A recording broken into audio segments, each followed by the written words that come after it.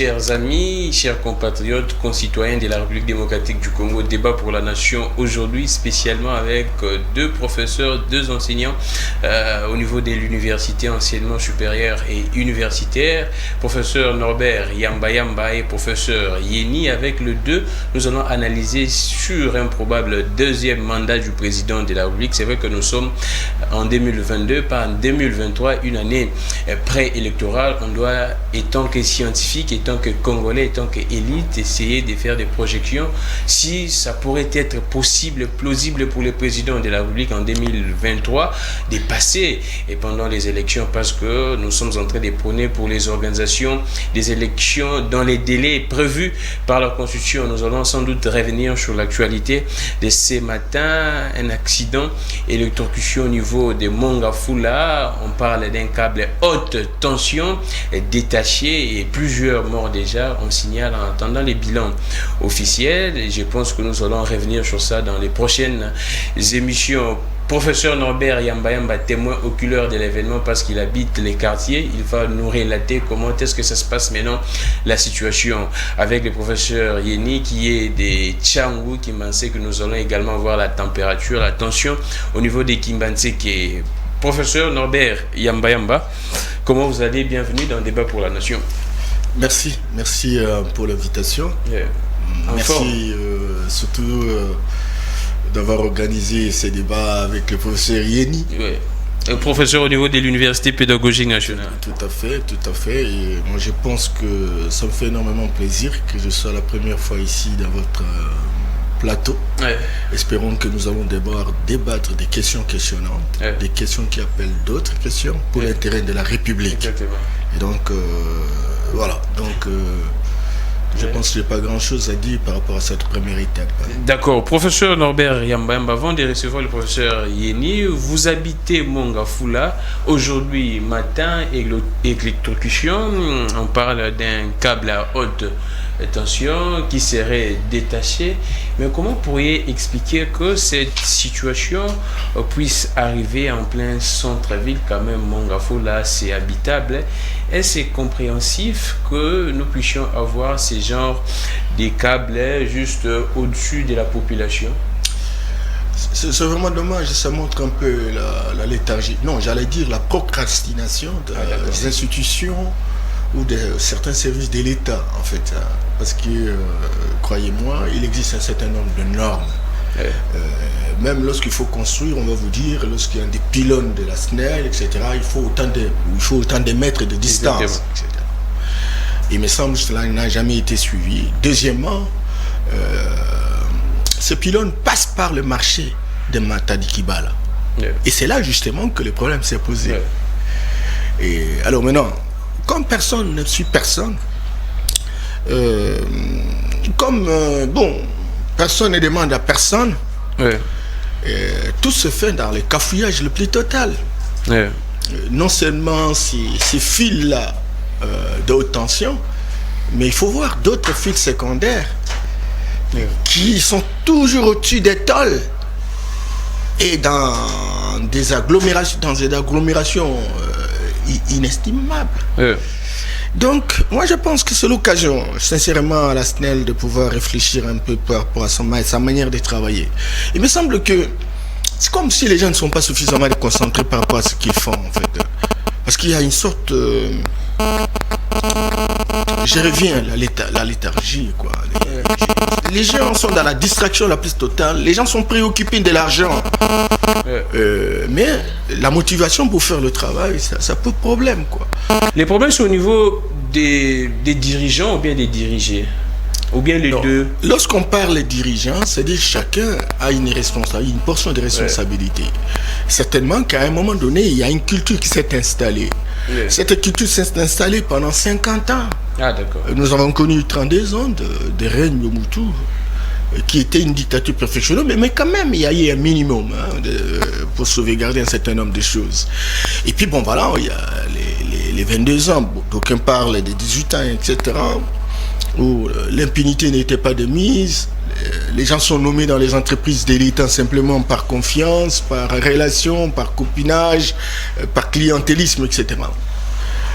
Et puis bon voilà, lorsqu'on arrive là-bas, il n'y a pas de suivi. Aujourd'hui, on parle de l'IGF qui fait le suivi financier et qui fait le suivi technique. Il n'y en a pas. Il n'y a personne. Lorsque, mais bien entendu, et dans des sociétés organisées, à l'intérieur de la société civile, il y a des associations, par exemple, qui s'occupent de ces questions, des questions de l'électricité, qui disposent des ingénieurs compétents, etc., qui font le monitoring de l'action publique par rapport à ça. Et ça existe. Mais aujourd'hui, il me semble que chez nous, tel n'est pas le cas. Et donc, on est sur un terrain fertile, même des graines pourries germent bien. Ça a déploré parce que, d'après ce que j'ai vu lorsque je devrais passer, ma voiture est restée là-bas parce que personne ne peut passer. Exactement. On était déjà à plus de 20 morts. Plus de 20 morts déjà. Plus de 20 morts. Personnellement, en tout cas. Voilà, donc c'est gravissime. Et vous comprenez que ce qui a été compté, on ne sait jamais. Le reste, c'est parce que beaucoup de gens ont été électrocutés. Le gouverneur était là, plusieurs jours. Bon, le gouverneur était là, etc. Mais vous savez. Vous chutez.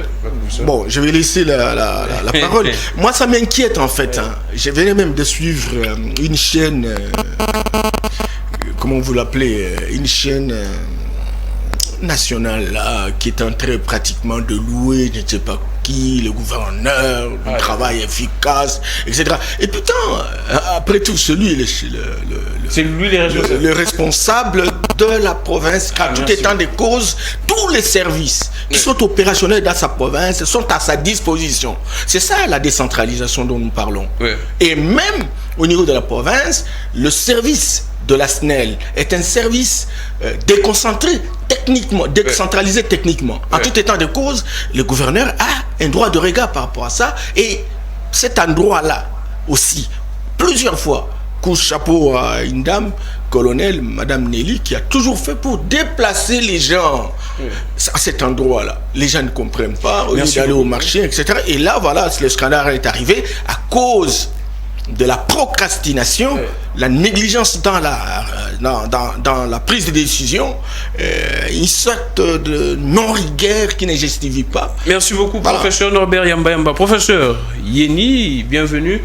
Vous êtes professeur de Sciences Po au niveau des l'UPN, mais comment vous pourriez analyser les comportements des Kinois et des Congolais aujourd'hui? Apparemment, nous sommes un peuple naïf, un peuple qui ne sait pas réclamer, un peuple qui ne sait pas revendiquer ses droits, parce que c'est de notre droit pour que les dirigeants nous protègent, mais apparemment, on reste là, on ne sait pas. Est-ce que le peuple sait lui-même que c'est pratiquement impossible qu'il soit exposé dans ces genres de dangers? Oui, merci pour la question. Je salue mon co-débatteur, je vous salue et pratiquement les techniciens et tous nos téléspectateurs. À cette question, laissez-moi un peu faire pratiquement l'anatomie de la situation et pourquoi pas de l'état en général. Cela me renvoie pratiquement à l'incapacité je dirais à l'inexistence, voire même je dirais à la quasi-inexistence de l'État en République démocratique du Congo. Le peuple dont vous dites qui doit être protégé par des dirigeants. Dans toute société, il y a l'élite. Il y a une élite gouvernante au pouvoir. Donc, il y a une élite. L'élite est censée éclairer, est censée pratiquement orienter, est censée, aujourd'hui, gouverner. Gouverner, c'est prévoir. Et prévoir, juste gouverner, c'est organiser. Et la politique renvoie pratiquement à l'organisation de la cité. Nous parlons là, il y a un secteur très mal géré. Je dirais, moi je parle un peu le règne de Mobutu. Je dirais Kabila et Tshisekedi. Donc le de Kabila et Tshisekedi, c'est pratiquement l'urbanisation. Avec l'urbanisation sauvage que nous vivons aujourd'hui dans nos communes, prenez la commune de Mongafula, par là c'est la commune de Mongafula.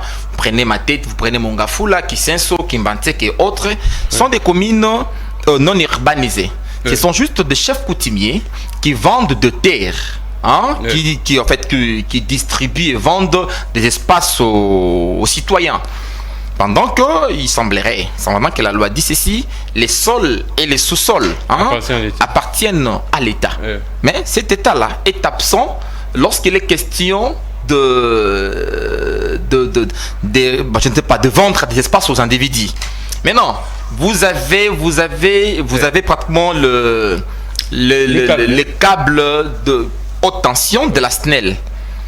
en dessous de ces câbles-là, la population, en quête pratiquement d'espace vital, vient construire ses maisonnettes, tout ça. L'État n'est dit mot. L'État est censé pratiquement organiser. L'État n'est dit mot. Les gens, ils viennent quand même y habiter en complicité avec pratiquement les autorités de l'État. Parce que c'est eux aussi, des fois, qui octroient des titres aux propriétaires de parcelles. Aujourd'hui, il y a un problème. On nous dit juste Ngobila, on nous dit la SNEL, bien évidemment. Mais l'État est censé accompagner la SNEL. L'État est censé, cette question-là est aujourd'hui généralisée sur toute l'étendue de la ville de Kinshasa. Allez en télé, tout au long du boulevard, vous trouverez juste des câblés de la SNEL. Il y a des maisons, même des maisons en étage, construites tout au long pratiquement du boulevard, en deçà juste de ces câbles-là. Ça pose problème. Je ne sais pas quel est le rôle de notre ministre de l'Urbanisme. D'abord, c'est une question de quoi sur le plan national et sur le plan provincial. Quel est le rôle du gouvernement provincial? Et cela me renvoie parce que on leur place de dire toujours les 18 ans, 22 ans passés, mais que fait le gouvernement actuel? Et apparemment, le gouvernement, le régime, tu sais qu'est dit, ne sait voir la médiocrité plus ailleurs que dans sa gestion. Depuis que ce régime est là, qu'est-ce que ce régime a déjà organisé? Et je me dis, l'avenir est sombre. L'avenir est sombre. Donc demain, peut-être cette situation ne va même pas nous enseigner et à comment réorganiser notre espace. Or, nous sommes dans un pays où il y a des espaces vides, où on peut encore désengorger la ville en essayant de construire ailleurs. La ville de Kinshasa est vaste. Donc pour parler de Kinshasa est vaste. Il y a des espaces verts. Beaucoup d'espaces verts. Vous allez à Maluku. On peut pratiquement construire et désengorger cette partie. Là où les gens vivent dans la promiscuité la plus criante, en cas même de pandémie ou de maladie aujourd'hui. Donc les gens seront affectés parce que les gens vivent dans la promiscuité. Aujourd'hui, vous commencez à vendre des petites parcelles, un quart, en demi. Aujourd'hui, vous morcelez des parcelles et ça pose problème. Merci beaucoup, professeur Yeni. Pour votre information, le gouverneur de la ville a convoqué une réunion d'urgence pour essayer d'analyser cette situation et également prendre en charge les corps de ces victimes. On parlerait déjà de plus de 25 morts, mais ça serait mieux de prévenir et que de guérir. Alors, nous prenons le professeur Norbert Yamba. Nous entrons dans les vifs de ces sujets. Nous allons parler maintenant d'un probable deuxième mandat du président de la République. Avec toute la situation que la population vit actuellement, professeur Norbert Yamba, vous vivez avec la population. Nous allons essayer un peu de brosser quelques secteurs. La première question, je sais que vous allez analyser d'abord. D'après vos analyses, professeur Norbert Yamba, comment vous pourriez décrire plutôt la situation à travers la République démocratique du Congo? Est-ce nous sommes dans les bons ou bien nous tergiversons ou soit nous reculons? Dans un premier temps, j'aurais aimé en fait, parce que nous faisons un débat scientifique où nous portons des couleurs politiques. Moi, je suis de l'IDPS. J'aurais souhaité... Il est de la Mouka. Voilà, donc c'est très important de préciser à l'opinion cet état de choses. Deuxièmement, le professeur de Sciences Po semble dire qu'il faut laisser Mobutu. Il faut voir Kabila et Tshisekedi. Mais lorsqu'on veut faire véritablement une analyse rigoriste, il faut construire une approche séquentielle. Et c'est-à-dire c'est-à-dire voir comment les événements se sont succédés, parce qu'ils tablent sur l'organisation, et voir si le type d'organisation moboutiste n'a pas un impact ou une incidence par rapport à la situation d'aujourd'hui. Écarter Mobutu, c'est réduire la performance et l'efficacité et l'efficience de son raisonnement. Cependant, mais je note toutes ces agglomérations aujourd'hui qui font défaut, dont il a qualifié d'urbanisation galopante, Ça ne date pas d'aujourd'hui. Toutes les communes périphériques ont été créées en 1968, y compris la commune de Mongafula. Vous imaginez? Oui, c'est depuis Mobutu. 68. Donc les désordres ont commencé depuis Mobutu. Les désordres ont commencé depuis Mobutu. Et Kabila est arrivé. Les quelques rares espaces verts, je suis aussi environnementaliste. Exactement, j'ai ça. Et les espaces verts ont été démolis, déconstruits par Tshisekedi. Ça a une histoire. Non seulement à l'époque du maréchal, vous savez comment ils se sont partagés des différentes concessions à travers cette ville. Moutantis pour toutes les provinces, c'est évident. En s'entendant avec les chefs coutumiers.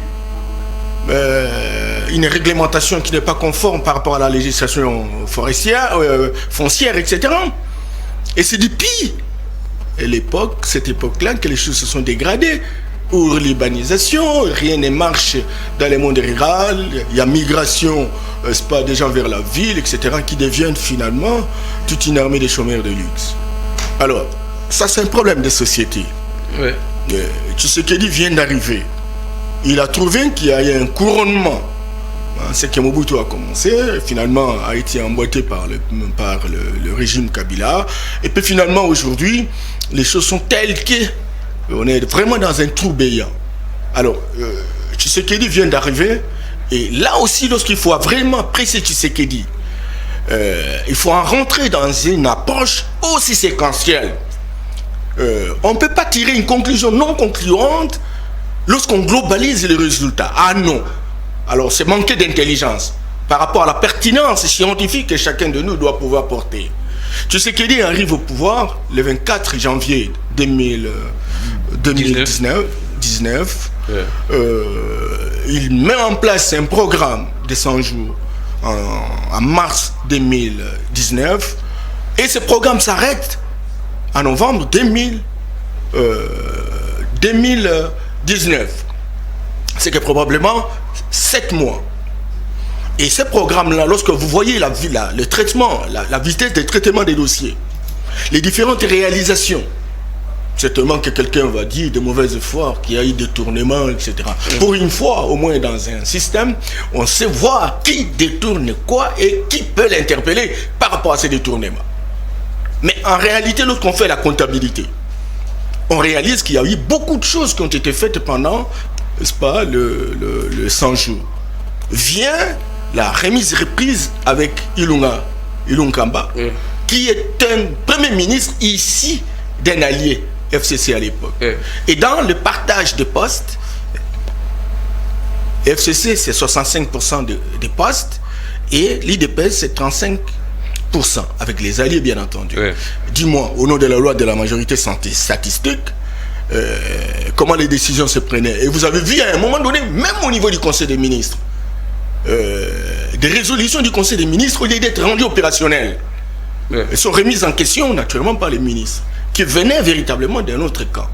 Un allié qui devient un rival.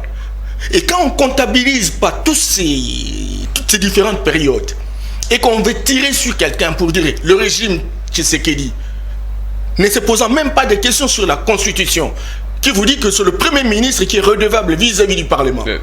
Et même s'il y a concertation entre les deux, et on veut faire croire que c'est Tshisekedi qui a deux arrêtements, moi j'ai dit non. Et puis, je termine par là, parce que la troisième séquence, c'est la séquence de Samalunkone, qui est une équipe loyale. Et il faut voir comment les choses sont en train d'avancer. Donc, moi je pense que il va falloir que le débat soit serein, rigoriste, scientifiquement, de manière que nous puissions servir la société. Parce que les débats que nous entendons ici sont plus pour la plupart des pseudo-chercheurs politisés.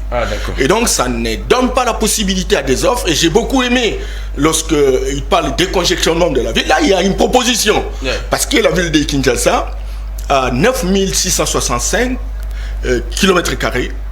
Et l'intensité de la population, la densité c'est 22% seulement. Et donc à l'Est, il reste plus de 75%. Merci. Et on a besoin véritablement qu'on puisse créer plusieurs villes. Et ça va véritablement décongestionner la ville. Merci beaucoup. Vous venez là de suivre le professeur Norbert Yamba qui dit en d'autres mots qu'on ne doit pas être de manière un peu très stricte à l'égard du président de la République parce qu'il y avait certains blocages. Le président l'a si bien dit également lors de la rupture de la coalition FCC-Cash. Kabila avait sa part. Beaucoup de décisions étaient bloquées, même en plein conseil des ministres. Je prends le professeur Yeni. Vous pensez qu'on doit essayer un peu de prêter des excuses au président de la République pendant ces 3 années? Bon, juste, en fait, gérer, je disais, c'est prévoir. Et puis, en sciences politiques aujourd'hui, nous définissons la politique comme étant l'art de l'impossible. L'art de l'impossible. L'art de l'impossible, juste pour donner des solutions aux problèmes de la société. Là où la population imagine qu'il n'y a pas de solution, le politique, en arrivant, est là pour inventer. C'est là où juste intervient l'intelligibilité créatrice, l'inventivité de l'homme, juste de l'élite, donc de l'élite gouvernante. Parler de Tshisekedi. D'abord, je ne sais pas quelle est réellement la vision de ce régime, parce que jusqu'à présent, le régime est en train de tâtonner. Et apparemment, moi je me dis toujours, lorsque je fais une analyse factuelle de la situation aujourd'hui, donc du régime, depuis son entrée jusqu'à présent, je me dis, le régime n'a pas de vision. Il navigue à vue. Oui, vous parlez aujourd'hui de quoi? De 100 jours. Nous parlons de 100 jours. Tshisekedi arrive au pouvoir. Quelques jours après, son directeur de cabinet va réunir les différents services et enfin d'essayer un peu de mettre en place un programme sans tenir compte que le Messie, aujourd'hui, on est élu sur base d'un discours programme. C'est ce discours-là qui est mis en application au régime. Et après, il y a eu les Gelou, zéro trou, multiples projets. Mais on ne sent pas vraiment de la cohérence dans l'action de ce régime. En parlant de 100 jours et différents projets, récemment, on vient de nous parler de Chile Gelou où un conseiller a détourné 14 millions. En parlant du conseiller, c'est là... Autre chose, c'est pas 14 millions, on dit 3 millions. 3 millions, 14 millions, 1 million, c'est là nous renvoie à un gouvernement parallèle. Au niveau de la présidence de la République. Donc des conseillers, c'est la supervision. La supervision. Allez-y lire pratiquement notre constitution. Vous allez vous rendre compte que les conseillers n'ont pas ces droits-là de piloter, de coordonner, de gérer le projet. Ni de superviser. J'ai dit gérer les projets. Mais lorsque vous commencez à détourner de l'argent, il n'est pas le premier. Vous avez des preuves qu'il y a eu détournement dans... Il n'est pas le premier. Le chef de l'État lui-même, je crois bien, a tenu des propos incriminants, pratiquement ces conseillers-là. Au-delà de cela, nous sommes dans un régime présidentialiste. Dans ce régime, en parlant pratiquement du Conseil de ministres qui est un cadre stratégique de l'action gouvernementale, le président convoque et préside les conseils de ministres. Il convoque et préside. Lorsqu'il convoque et préside, bien évidemment, on dit juste le Premier ministre, c'est lui qui est redevable devant le Parlement, qui est responsable devant le Parlement. Le président l'est devant le peuple parce qu'il a été élu au suffrage universel direct. Non, je dirais ceci. Je crois bien l'esprit de notre constitution. Ça, c'est une constitution d'abord de Belgeron, élaborée sur fond pratiquement de conflits entre des camps, les camps Jean-Pierre Pemba et les camps Kabila. Le Desbatis disait, après ici, si l'un de nous remportait les élections, devenait président, comment contrôler le gouvernement? C'est cet esprit-là. Oui, donc c'est cette logique-là qui nous anime aujourd'hui. Voilà pourquoi, lorsque vous analysez, même dans la pratique, surtout dans la pratique aujourd'hui africaine, parce que tout le régime africain semi-présidentiel ou manchant aujourd'hui s'inscrivent dans le présidentialisme, où il y a une certaine personnalisation des pouvoirs, comme nous vivons aujourd'hui. Professeur Yeni, je reviens à vous, oui. entendre parler les professeurs Yeni, apparemment on ne doit pas excuser les présidents de la République, ils seraient les seuls responsables, il n'y a pas de cohérence, il n'y a pas d'harmonisation. Je ne sais pas comment est-ce que vous pourriez dire, professeur Norbert Yamba, nous sommes déjà 3 ans, on tend vers, c'est la 4e année, on tend vers la 5e année. Est-ce que si ça pourrait continuer cette désharmonie ou soit cette désharmonisation des projets au niveau, soit même de la vision du président de la République, vous pensez que nous pourrions en tout cas avoir un pays un peu développé, si pas émergent, d'ici 2023? Je vais répondre à cette question. Mais un conseil gratuit au professeur Yeni. Vous savez, lorsqu'il y a une déclaration solennelle de donner ces étiquettes sur la place publique, c'est qu'on mérite respect et considération, et il faut donc construire une cohérence mathématique par rapport à ce que vous dites. La cohérence mathématique suppose que vous avez des thèmes pour lesquels vous abordez et vous appréciez, et vous y allez graduellement pour éclairer la lanterne de l'opinion. Il m'est simple que j'ai trouvé de méli-mélo dans ce que vous dites. Tantôt vous dites que la politique c'est l'art, j'adore naturellement, encore qu'il faut éviter la récitation. À un certain niveau, il faut sortir de l'écosystème politique de répétition, mais aborder les choses comme quelqu'un qui a une torche qui veut éclairer la société pour redresser la situation. Il me semble, c'est un défi encore à réaliser. Cependant, vous parlez tantôt de la vision, il n'y a pas de vision. On est dans la guéguerre du débat des caniveaux. Tu vois, alors, entre-temps, des scientifiques sur la table. La vision, c'est un débat des caniveaux, professeur. Ben, écoute, il ne démontre pas. Il ne démontre pas. Il n'y a pas de vision. Qu'est-ce que lui appelle vision? Lui qui a fait les Sciaspo. Qu'est-ce que lui appelle la vision? Il faut sortir de l'approche notionnelle. C'est ce qui a détruit le système éducatif de notre pays. Les théories. Eh bien voilà, c'est ça. Il n'y a pas de vision. Arrêtez. Qu'est-ce qu'on peut avoir comme vision dans une société?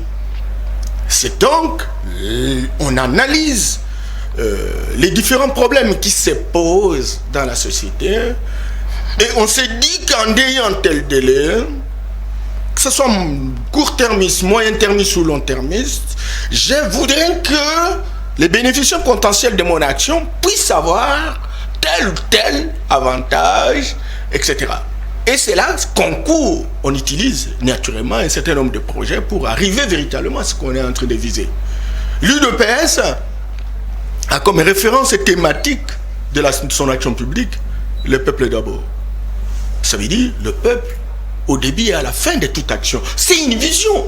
Donc la vision de l'UDPS du président, c'est le peuple d'abord. Le peuple d'abord. Non, écoutez, il ne faut pas aller dans un système de répétition. Ah, d'accord. Vous avez affaire à un esprit supérieur qui vous parle. Éclairer l'opinion. Eh bien voilà, donc je suis en train de vous dire que le peuple d'abord, ça veut dire quoi? Allons-y. Ça veut dire, en amont comme en aval, l'unité de mesure sur la population. Et donc tout ce que nous allons devoir travailler dans les différents secteurs de la vie vont concourir. J'ai dit, tout ce qu'on aura posé comme acte va concourir à l'amélioration des conditions des citoyens. Et donc, au lieu que ça soit une préoccupation impersonnelle, individuelle, mais c'est une préoccupation, moi je m'ignore, pour l'intérêt public, pour l'intérêt de la population. C'est ça la vision. C'est que très clairement, lorsqu'on engage des actions, on va se retrouver dans une société égalitaire, on va se retrouver dans une société de justice, on va se retrouver dans une société où les citoyens, n'est-ce pas, sont capables de satisfaire leurs intérêts, leurs besoins, etc. C'est ça la vision. Et pour arriver, la question de l'eau, on met en place un projet.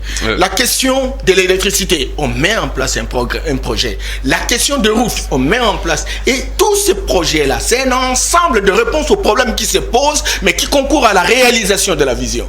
Et la vision, c'est la transformation des citoyens qui sont bénéficiaires potentiels de l'action publique. C'est ça ce que cela veut dire. Okay. Alors maintenant, on dit non, on n'a pas de vision, et tantôt on dit Tchilou, 100 jours, etc.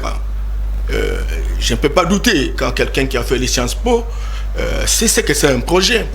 Mais chaque projet a ce qu'on appelle le timing, la durée et le coût correspondant. Exactement. Et j'ai pas aimé quand le professeur qui doit défendre sa notoriété et sa crédibilité avance des chiffres qui frisent un peu les cantations. Non, j'allais dire de l'imposture. C'est pas normal. Lorsqu'il dit que on a détourné le projet chez le Zélou, 14 millions, heureusement que vous l'avez recadré.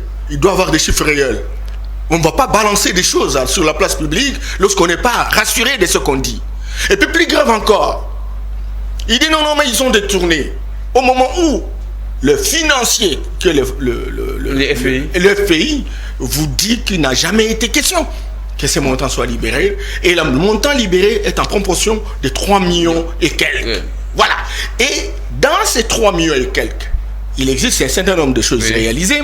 Il y a aussi des manquettes pour réaliser les autres. Parce que le projet n'est même pas terminé. Alors le projet n'est pas terminé, vous tirez une conclusion non concluante pour dire, voilà, on a détourné. Arrêtez. Et puis, il n'y a aucune institution à tester. Mais c'est le député Ngoï Kassanji qui a alerté sur ces détournements. Ce n'est pas le mono. Il n'a pas est-ce qu'il a fait une évaluation? Est-ce qu'il a fait l'audit?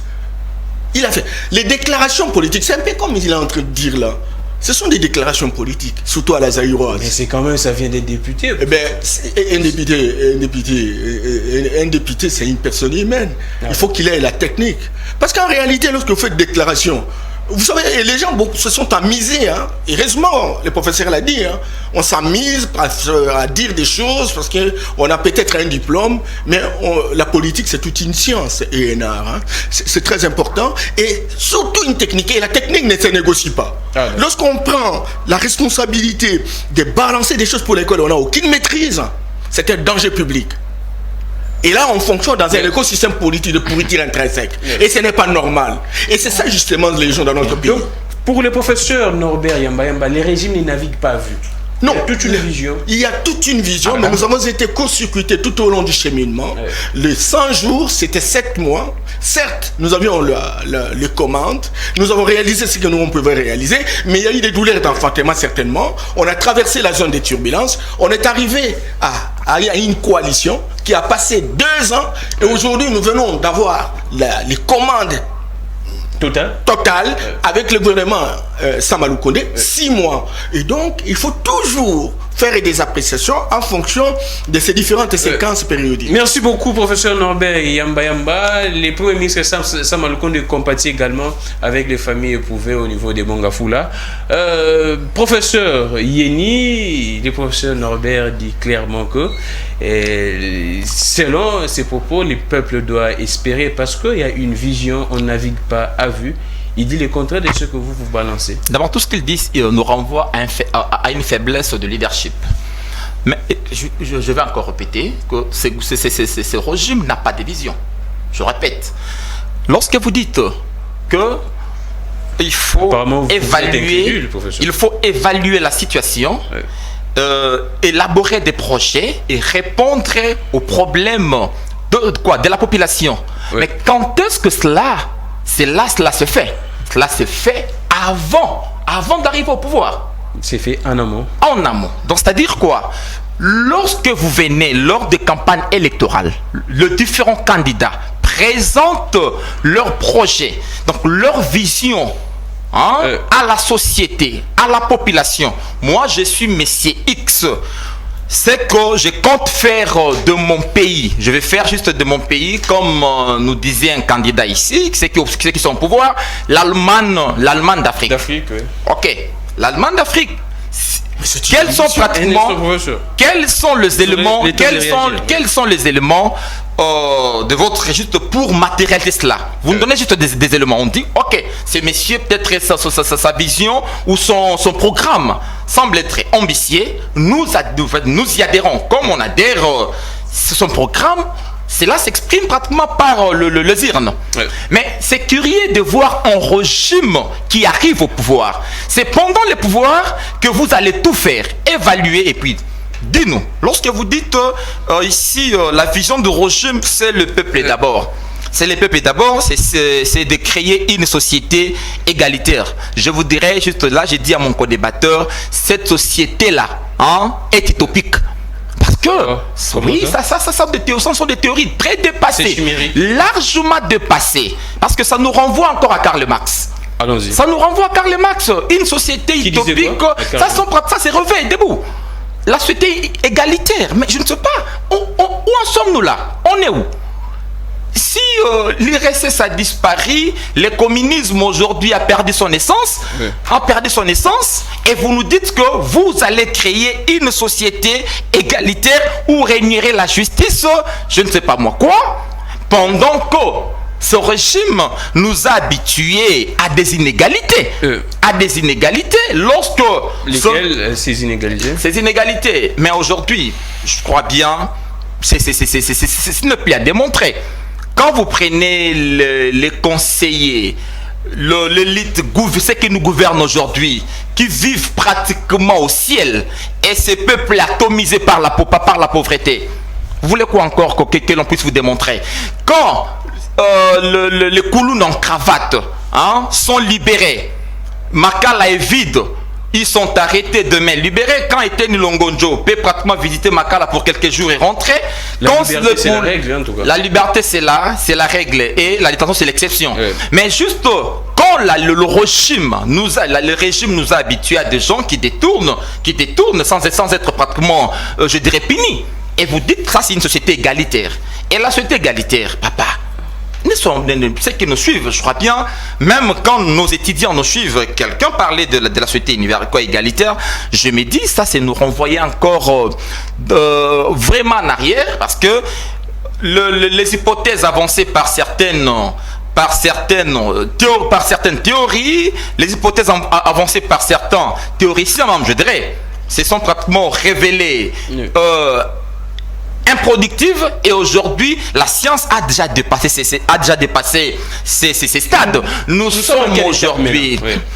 sommes aujourd'hui dans la phase, je dirais, digitale de la société, dans la phase néocapitaliste de la vie, dans cette phase où il y a pratiquement marchandisation de tout. Vous nous dites, je ne sais pas, même quand vous prenez le juriste le plus aguerri, ils vous diront, même les juristes le plus aguerris qui peuvent encore relever une telle société, mais ils vous diront dans leurs analyses, cela ne peut pas être aujourd'hui avancé comme vision, parce que ça c'est nous ramener encore dans l'utopie. Nous parlons de ces régimes. Vous dites ce régime, bon, lorsque vous parlez, s'il vous plaît, c'est dans son antenne, vous aurez à recadrer. S'il vous plaît, parce qu'on veut nous faire croire que parler de il faut bercer le régime, pendant que le régime s'inscrit dans, bon, je dirais, dans la délinquance politique, parce que je crois bien le rapport de la commission de l'IDPS sur Jean-Marc Kabound, le vice-président, qui nous atteste que Jean-Marc Kabound c'est un délinquant politique, présenté hier comme étant le dépositaire, les gardiens du temple, les héros vivants. Aujourd'hui, les héros vivants deviennent délinquants. Quand vous prenez, vous corroborez encore avec les propos du député Delis Sanga, qui a qualifié son président de délinquant, de voyou. J'ai dit aujourd'hui, quand vous prenez Darkos qui a parlé de la sociologie de l'élite délinquante, vous analysez les hypothèses avancées par ces chercheurs, tu t'es dit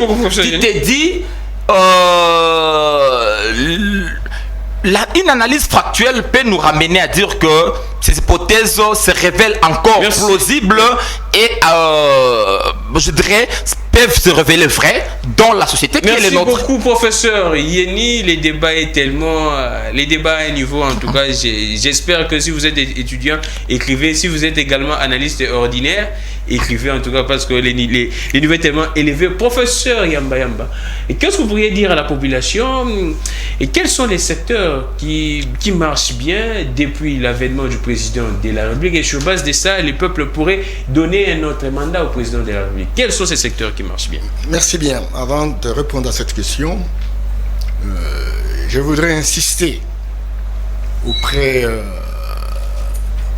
du professeur Yeni, qui est mon jeune frère, c'est possible, c'est pas mon fils, qu'il doit faire beaucoup d'efforts.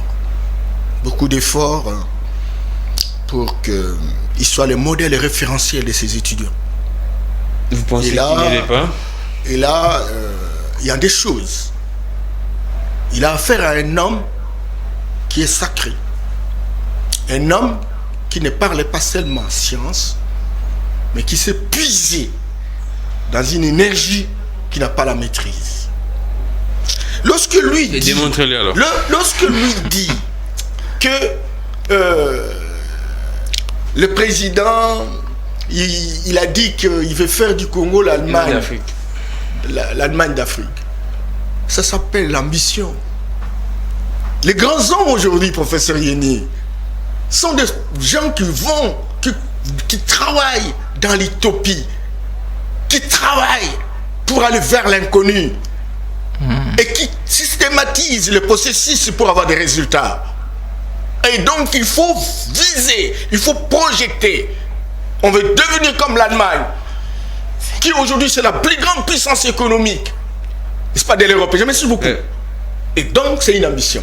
Il faut avoir l'ambition. Il dit que les ambitions, c'est en amont, professeur. Mais écoute, les ambitions... Pas pendant la gestion. Non, mais c'est là justement que je voudrais les recadrer. Allons-y, professeur. Les ambitions en amont. Mais chaque parti politique a un projet de société. Les différents partis politiques qui sont opérationnels au Congo, ils ont fait copier-coller des projets de société de l'UDPS. Il n'y en avait pas. La référence était l'UDPS. Ça, c'est la première chose. Et le professeur veut confondre là, un programme et un projet de société. Ce sont deux choses différentes. C'est différent. Non, s'il vous plaît, je parle des discours-programmes. Non, là, ça ne passe pas. Non, là, ça ne passe pas. Ça ne passe pas. Je parlais des discours-programmes. Peut-être dans vos convictions. Non, je ne suis pas là. S'il vous plaît. Moi, ne m'emmenez pas là-bas. Écrivez, professeur. Alors, je prends son terme, discours-programme. Mais c'est un programme. Un programme, ça veut dire quoi? C'est un système de problèmes correspondant à un système de solutions. On fait l'inventaire des problèmes, on les hiérarchise, on les priorise et on cherche des solutions et on donne un coût qu'on appelle le budget. Et si vous vous rappelez, le président Félix Tshisekedi à l'hôtel qui se trouve à la gare centrale, Béatrice, le premier candidat qui a présenté son programme, c'était Félix Antoine Tshisekedi. Et dans ce programme, c'est très clair, dans les 10 ans, 86 millions. Et il dit que ça, ce sont des données que nous avons pour l'instant. Mais d'un concert à là, on va connaître d'autres réalités. Et on pourrait aller vers le réagissement. C'est ce qu'il a dit. Et il a pris toutes ces précautions pour donner toutes ces hypothèses. Et le professeur, qui était scientifique, devait faire attention à cela pour normaliser, n'est-ce pas, sa thèse. Je voudrais également dire que, professeur, s'il te plaît, chaque concept est polysémique. Prof, il faut savoir que quand on utilise un concept, il faut le contextualiser. Je peux dire ta maman. C'est possible que je suis en train d'injurier ta maman. Et l'autre sens, c'est dire, j'ai dit que ta mère là, ta maman là. Et donc, quand on utilise un concept, il faut le replacer dans son contexte contextualisé. Je parle de société égalitaire, je parle de l'équité, professeur. C'est la société égalitaire. Écrivez, professeur. Attendez. Je parle de l'équité. Aucune société ne paie l'égalité des chances, prof. Ça existe. Égalité des chances civiles, quoi. Le paysan doit continuer à faire sa vie de paysan, mais il faut qu'il tire le bénéfice autour véritablement de son travail. Le professeur doit vivre de son travail. Le journaliste doit vivre son travail. Le journaliste ne sera pas la même chose que le président de la République ou le ministre. Chacun qui est opérationnel dans un pays a tous les droits, a l'égalité des chances d'évoluer et de réaliser ses performances. C'est ce que je voulais dire, prof.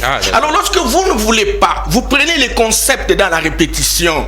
Karl Marx, écoutez, ce sont des idées essoufflées. Il dit que c'est révolu. Non, mais écoute-moi, je ne parle pas de Karl Marx.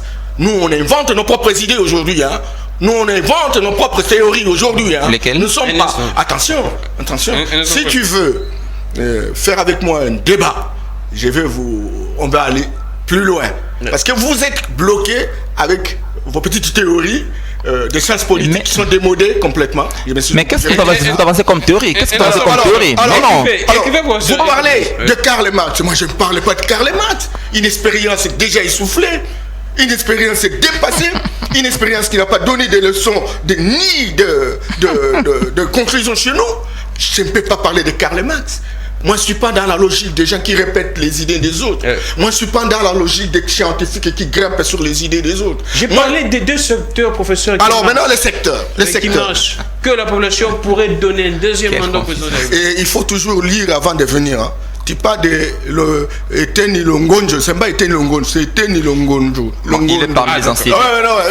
Son nom m'importe peu. Il est parmi les anciens. Non.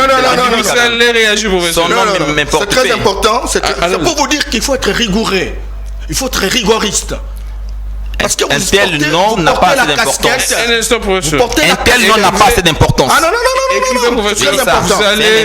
nom n'a pas assez d'importance. Vous ne dites rien si vous n'avez pas vérifié avant. Donc, quels sont les vous n'êtes pas n'importe qui. Son nom n'a pas d'importance, surtout tel nom de là. Allons-y. Quels sont les deux secteurs? Et puis bon, il entre dans le méli-mélo. Au lieu de comprendre ce que je lui ai dit avant, pour éviter la distraction survolée, et puis il dit, bon, la délinquance financière, la délinquance de ceci, etc. Bien, arrêtez des conneries, quoi. Nous ne sommes pas dans la délinquance. Félix Tshisekedi a pris un certain nombre de dispositions. La première disposition, c'est justement la sécurité de ce pays. Pendant 20 ans, la sécurité à l'Est, avec autant de militaires investis, mais qui n'ont pas fait grand-chose. Il a multiplié le nombre de militaires. Il a multiplié les moyens disponibles. Il a requinqué cette armée. Aujourd'hui, on a touché les rebelles au cœur de leur action. Vous pensez que la sécurité marche? Mais écoute, la sécurité... Mais écoutez, mon cher ami, on est parti de quelque part. Et c'est comme ça que lorsqu'on fait un débat de scientifique, il faut savoir comptabiliser des statistiques à l'appui pour savoir quelle est la fréquence des attaques aujourd'hui par rapport au passé. C'est très important, mon ami. Aujourd'hui, on est en train d'arrêter. On voit les gens. On a parlé d'ADF, on n'a jamais arrêté. On est en train de le voir, mon cher ami.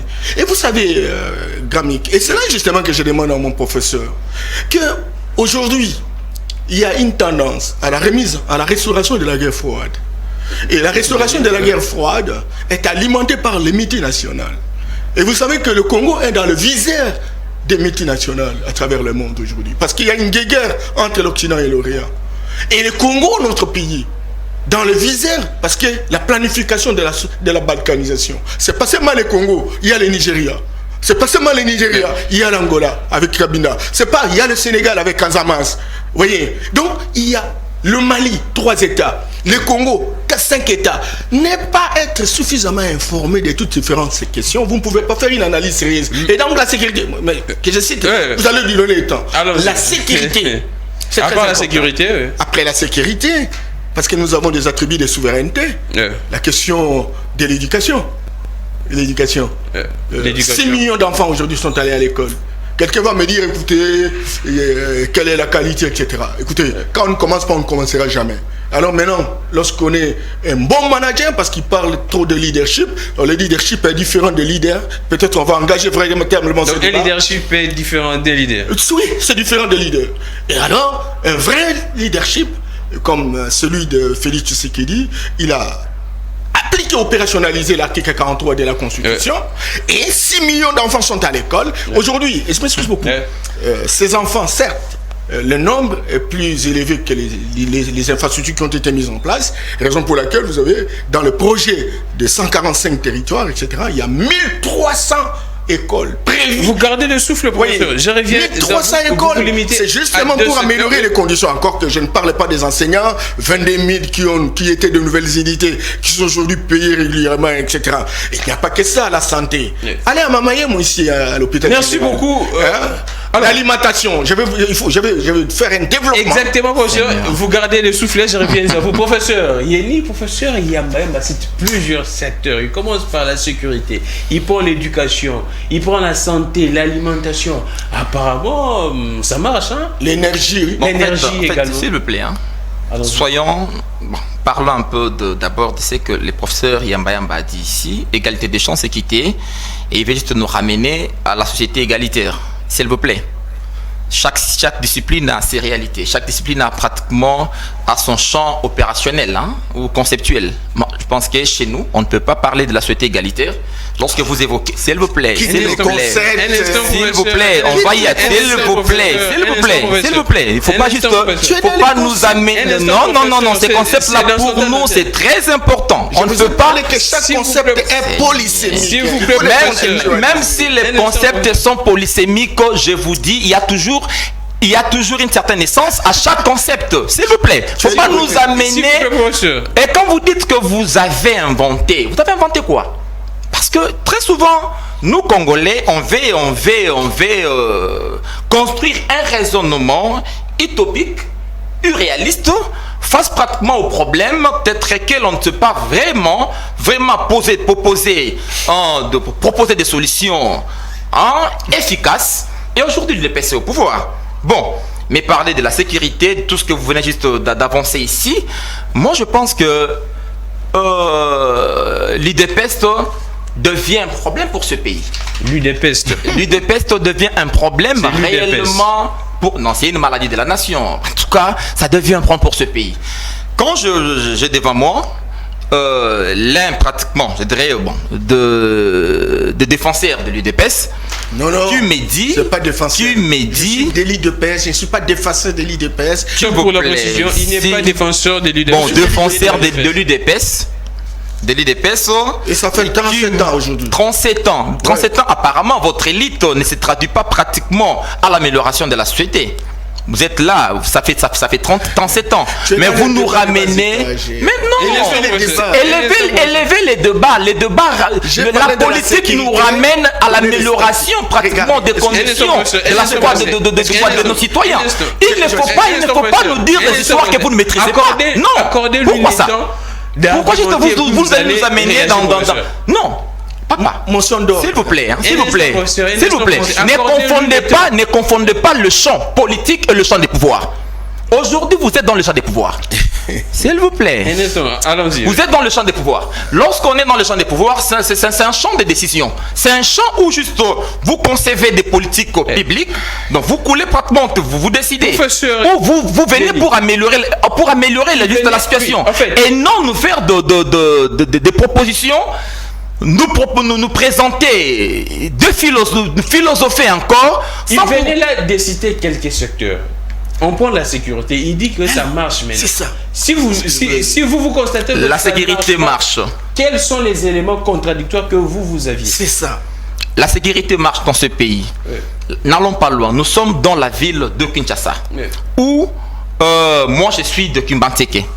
Chez nous, vous avez des postes aujourd'hui au Djana qui violent, puis pendant la journée, qui pose des problèmes énormes aux paisibles citoyens, et vous dites ça marche. Vous nous dites ça marche pendant que il y a des espaces dans cette république où il n'existe pas de poste de police. Où? Par exemple. Papa, vous allez à Maïndombe. Moi, je suis arrivé à Maïndombe, dans des villages où on vous dit ici, il n'y a pas, la police n'existe même pas. On ne sent pas l'État. L'État n'existe pas. L'autorité de l'État n'existe pas. L'autorité de l'État pose problème. Vous allez à l'est du pays. Depuis que la recette magique état de siège et l'Ouganda qui vous dit le Parlement bloqué. Mais quel est le bilan réel? Nous allons de prorogation en prorogation. Mais est-ce qu'effectivement, nous suivons tout ce qui se passe à l'Est? Et puis comment réagit la société civile de l'Est? Et la population, bien évidemment. qui nous dit que qui nous disent que la situation n'évolue pas. La situation n'évolue pas. Sur le plan, prenons, tout ça c'est toujours les sociales. Sur le plan pratiquement il parle de salaire de fonctionnaires et agents de l'État. Mais depuis que ce régime est arrivé, il y a une amélioration dans quel secteur? Le fonctionnaire garde encore, bon, je dirais, on a même réduit le savoir des fonctionnaires, les salaires des fonctionnaires, en appliquant pratiquement l'hyper. Depuis que ce régime est venu, vous nous dites vous avez même dépassé les services, les différentes régies financières ont dépassé même les assignations. Mais dans l'amélioration de nos conditions, pendant les festivités ici, on nous a parlé des poissons que l'on a pratiquement, je dirais, importés en Namibie, mais jusqu'à présent, sur le marché, j'aimerais encore voir notre ami Nico Faye, qui a toujours de produits ou qui fait la comparaison entre le prix laissé par le régime Kabila et ce que nous avons aujourd'hui. Le bien sur le marché, le prix ont pratiquement triplé. Et vous nous dites qu'il y a amélioration. Il y a amélioration. Aujourd'hui, les taux d'accès, les taux d'accès pratiquement à l'école, oui, vous dites on a amélioré à maintenant à 6 millions. Bon, il m'a déjà empêché de parler de la qualité. Parce que la qualité pose déjà problème. Là, c'est un faux fuyant. La qualité, la desserte pratiquement en eau potable, en électricité. Rien que la ville de Kinshasa, parce que des fois les gens pensent que la ville de Kinshasa c'est la République. Oh, c'est faux. Moi, je passais pratiquement ma fête le 25. J'étais juste non loin de Kinshasa. J'étais à Kinshasa, mais dans la commune de Maluku, à 150 km de la Gombe. Mais vous voyez la manière dont vivent les gens là-bas. Mais c'est catastrophique et chaotique. Et vous dites que vous avez amélioré la situation. Allez chercher la maman qui vend. Bon, on a même juste le grand marché a été déjà détruit par ce régime. Ce régime, 2 ans, aujourd'hui, une année après, on ne peut pas reconstruire le grand marché. Et vous dites que la situation, vous avez amélioré la situation. Ça, c'est vivre dans un autre ciel. Pour professeur Yeni, professeur Yamba, nous sommes déjà à la fin, nous chutons. Mais qu'est-ce que le président doit faire maintenant dans les 2 années qui restent? Pas plus tard qu'avant-hier, les lundis, les présidents commençaient déjà par les lancements des travaux en eau profonde, du port en eau profonde des bananes. Vous pensez que c'est un bon projet à commencer pour les 2 années et qui restent? Et quels sont les autres projets que le président doit se lancer? Merci Gramik pour l'opportunité que vous m'avez offerte. Mais je voudrais simplement donner un conseil gratuit sans merci au professeur Yeni pour dire que la question qui m'a été posée, c'est celle de donner les différents secteurs. Mais vous l'aviez J'ai donné les secteurs. Avec brio. Et comme scientifique, vous aurez pu, secteur par secteur, donner des chiffres contraires. Pas philosophie, mais donner des chiffres contraires. C'est ce qui fera différence avec d'autres personnes qui viennent faire des débats de philosophie avec ce que on connaît généralement dans notre pays. Donc, tel n'a pas été le cas. Je voudrais également dire que la situation des fonctionnaires, vous avez pris ça en commençant au hasard, etc. Fonctionnaires, vous savez, professeur Yeni, je travaille comme consultant pendant 20 ans à la Banque mondiale sur cette question d'accompagnement des services de l'État. En 2018, avant les élections, vous savez, on avait 800 000 fonctionnaires. Et vous savez ce qui s'est passé avec des velléités électoralistes. La fonction publique a augmenté. On a donné des matricules aux gens comme ça jusqu'à 1,6 million. L'idée, c'était qu'on ne sera pas là, quelqu'un qui vient, et puis il va souffrir. Mon ami, tout ça, il faut avoir tous ces éléments-là pour comprendre où est-ce que nous en sommes. Et cela est très, très difficile dans une société, vous savez, où on n'a pas de revenus, cher ami. Vous savez que dans la cohérence, du progrès d'un pays, il faut partir de l'éducation. il faut atterrir à la technologie, de la technologie à l'industrialisation, l'industrialisation à la production des richesses. Et la production des richesses exige la gouvernance. Aujourd'hui, au Congo, nous avions 169 sociétés agricoles, ça n'existe plus. Nous avions 180 sociétés forestières, ça n'existe plus. Les grandes agglomérations qui étaient dans les territoires sont foutues à la merde. Alors le président de la République arrive, il n'y a pas de production. On est en train même de se battre mordicus pour réaliser ne serait-ce qu'un budget de 6 milliards, de 10 milliards. On fait comment? Le président dit, créons des zones, des zones économiques, ce qu'on appelle des zones spéciales, des zones industrielles, où on met en place une politique d'exonération. On draine les investisseurs étrangers qui viennent et qui investissent chez nous. Simplement parce qu'il y a un problème de paradigme occidental dans ce pays. Ils viennent, tous ces investisseurs ici, ils ramènent les briques, ils transforment chez eux, ils produisent des richesses chez eux, ils créent de l'emploi chez eux. Ils ont de l'argent pour nourrir leurs citoyens. Nous n'avons rien. Et tant que ce paradigme hérocentrique à rentabilité externe va exister dans ce pays, on n'aura nulle part à gagner gain de cause. Surtout qu'aujourd'hui, on est à 105 millions de personnes. En 2050, on sera à 220 millions de personnes. Le président dit il faut chercher une solution 50-50. Ça veut dire quoi? Créons des zones économiques. Nous vous demandons de venir investir chez nous. Mais écoutez, faites l'extraction, transformez ici, commercialisez ici, produisez des richesses, créez des emplois pour la jeunesse congolaise. Nous sommes dans cette voie-là. Deuxième chose, le président de la République, il dit, il faut créer des millionnaires chez nous, des milliardaires chez nous. Et là, qu'est-ce qu'il faut? Il faut donc avoir un fonds de garantie pour soutenir l'entrepreneuriat. Ces fonds de garantie, les études sont en train d'être faites, les installations sont en train d'être trouvées. Troisième chose, il dit, il y a plus de 65% de la population du Congo se trouve en milieu rural. Qu'est-ce qu'il faut faire? Il n'y a pas de banque, il n'y a pas de subvention, il n'y a pas de crédit, il n'y a pas des exploitants agricoles. Nous faisons quoi? Il faut mettre en place ce que lui appelait la banque de développement rural, que je considère comme une banque de crédit agricole. Ça, les études sont en train d'être faites. Il y a même des gens qui ont accepté véritablement de faire partie comme actionnaires, etc. Quatrième chose, le président de la République, et je termine par là, le président de la République dit, nous avons 145 territoires. Et vous savez qu'un seul territoire, comme l'homme mélange, c'est comme le Rwanda. Parce que le Rwanda entre chez nous 100 fois.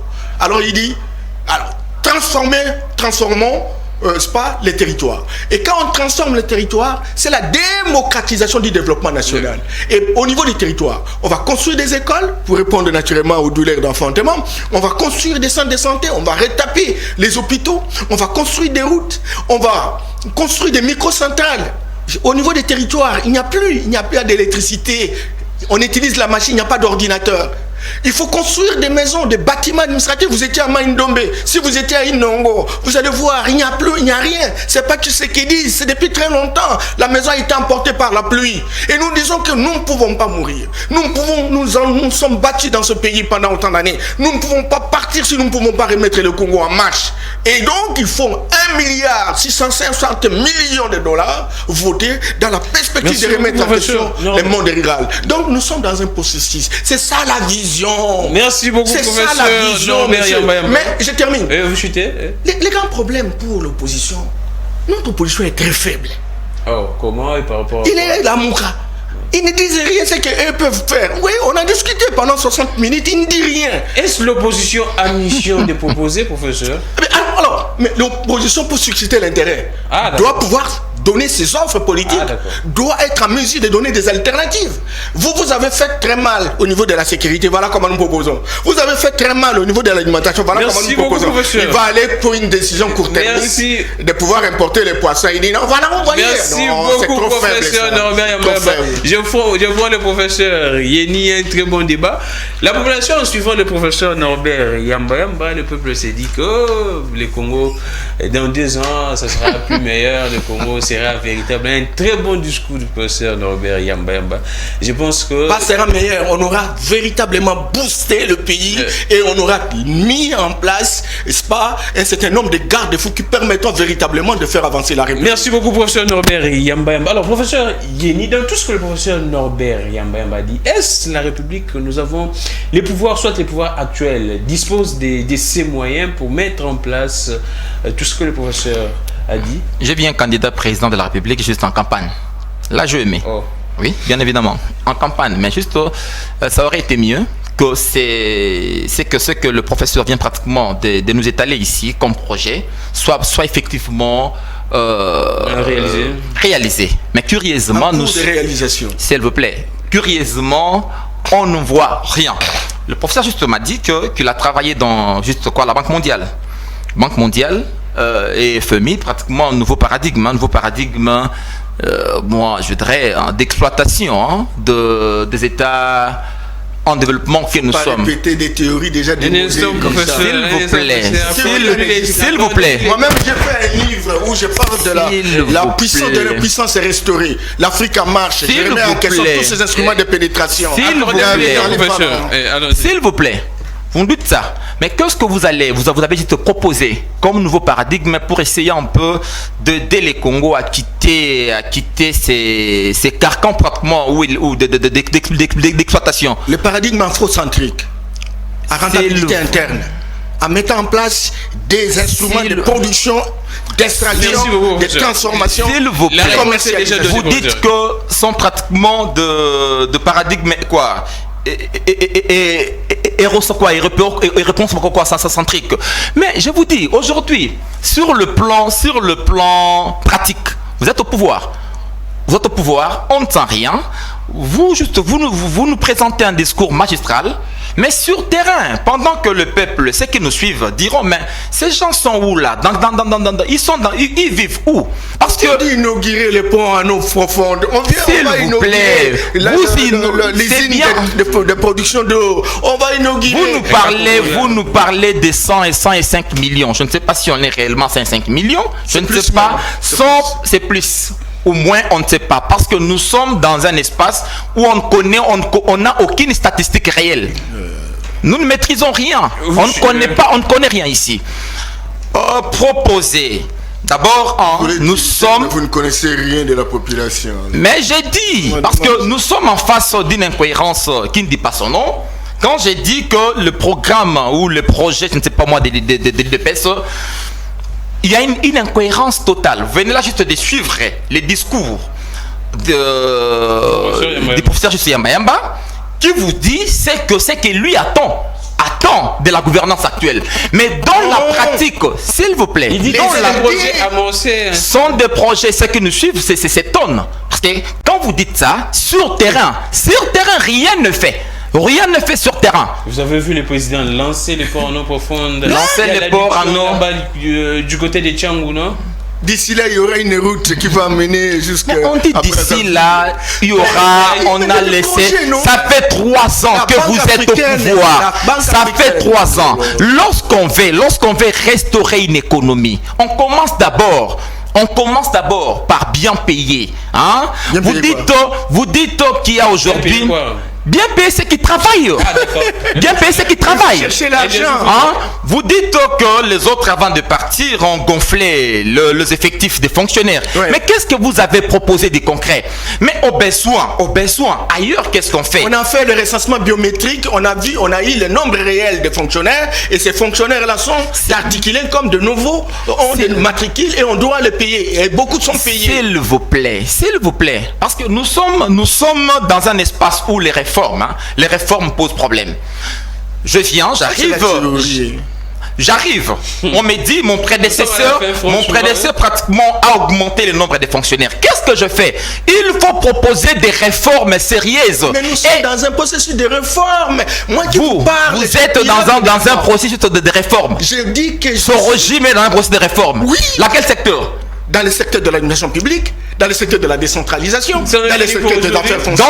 Dans quel secteur de la forme minière. Merci beaucoup. Là, peut-être, je dirais peut-être vous êtes dans des réformes philosophiques, bien dans le pragmatisme, c'est que vous dites là. Déjà eu la lumière. Merci beaucoup, professeur Norbert Yamba. Ça vous ferait du bien d'être informé. Au niveau de l'enseignement supérieur. Beaucoup d'informations te manquent. Merci beaucoup au professeur Yeni, professeur également à l'UPEN. Je me mettrai à votre disposition. Merci beaucoup, en tout cas. C'est là la beauté des débats pour aider la Mouka, parce que vous ne tablez sur rien. Nous, la Mouka, nous tablons sur rien. Mais hier, vous étiez dans l'opposition. J'étais dans l'opposition hier. Je suis Gamik Legon, relais YouTube Peter Tiani. RDC, abonnez-vous massivement.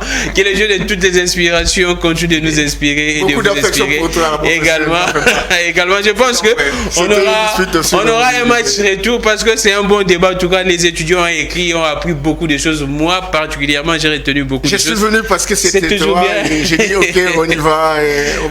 Là, je dois le dire, le professeur Yamba ne fait plus de débats. En tout cas, il refuse des débats parce que à son niveau également. Mais quand je lui ai dit que non, et c'est le professeur. S'il a des ressources, je crois bien les ressources sont là.